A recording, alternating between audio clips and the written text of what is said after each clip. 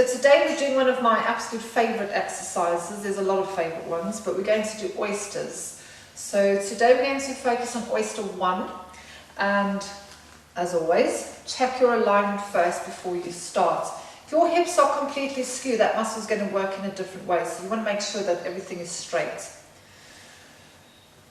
So shoulders are nicely aligned, neck is long, so think of creating space in between the ears and the shoulders. The back is straight, the knees are nicely stacked, and the feet are together. You've got your belly button pulled in, so nice and tight around the core. So remember, you need to inhale through the rib cage. So Paul, I want you to start thinking about pressing your feet together as though you're trying to lift the top leg, bottom, and push the top one down. So you're going to feel that activate on the inside of your legs. Can you feel that? Mm-hmm. So once you get that activation of those muscles, I want you to allow your top knee to float up towards the ceiling, but you're going to keep squeezing your feet together. When you start lifting, you're going to start squeezing these muscles and your bum cheeks, give them a squeeze. Now with oysters, again, you don't want your hips to roll back.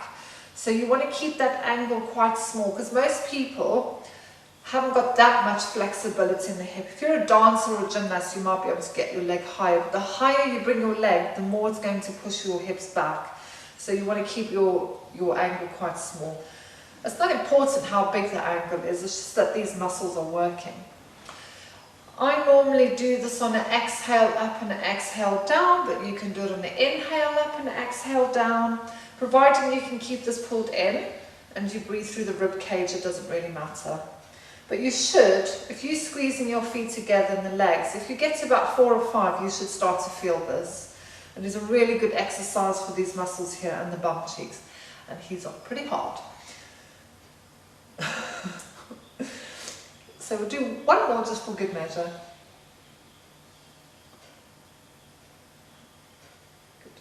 So you can see his hips aren't rolling back, they're nice and stable. Lovely. So thank you very much. That's oysters for you. Bye.